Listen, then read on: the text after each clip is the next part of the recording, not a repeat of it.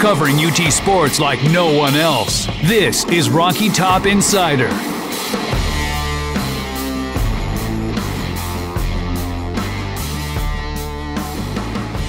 Welcome into another edition of RTI TV. This episode proudly brought to you by Red Door Homes of East Tennessee and RedDoorHomesTN.com. Red Door Homes, they are America's affordable home builder. Daniel, in this episode, we're going to be talking about Tennessee's offensive line for the 2015 season.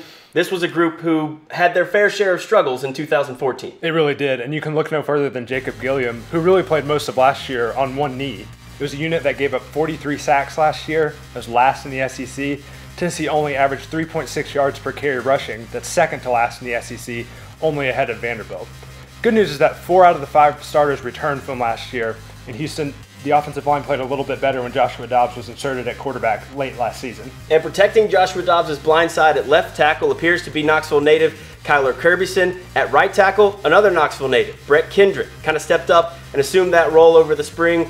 Behind those guys, still a few question marks. Dontavius Blair at left tackle, I think we saw some improvement from him, Daniel, but he's still a ways behind Kirbyson. At right tackle, newcomer Jack Jones, thought he had a pretty solid spring. Can Drew Richmond get here in the summer and make an impact? And Coleman Thomas, he's a player who played a lot last year. We saw him cross-train over the spring at tackle and center. Where does he end up come fall? That's a really good question. He can play tackle, he can play center.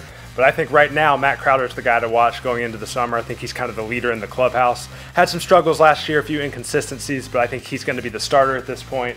They also cross-trained some guys. Dylan Wiseman would be an example. Jashawn Robertson, Marcus Jackson, some guys that play different positions but can help out at center if they need it. They did, Daniel, but those players primarily play guard. Jashawn Robertson, Marcus Jackson, Dylan Wiseman. Everyone knows what kind of season Jashawn Robertson had last year. Freshman All-American, started, I believe, every game. He won 2 awards in the spring and looks to build on that success in 2015. They'll get Marcus Jackson back this summer, who sat out this spring.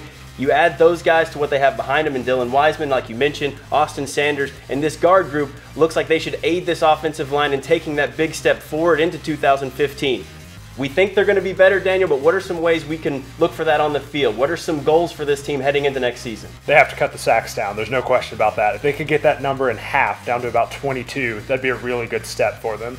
Need to communicate better as well. We saw issues with that last year, saw it again in the orange and white game this year. The defense did a twist, a stunt, confused the offensive line a little bit, got some pressure on the quarterback. It's not a good thing for the offensive line. Need to do better there. Houston, to me, the biggest thing, though, is they have skill around them, so they don't have to be perfect. They just need to be better this year, and Tennessee can still have success. And we'll talk about some of that skill surrounding the offensive line in our next installment of RTI TV. Be sure to stay plugged in to RockyTopInsider.com for all news and information, your one-stop digital destination for UT sports.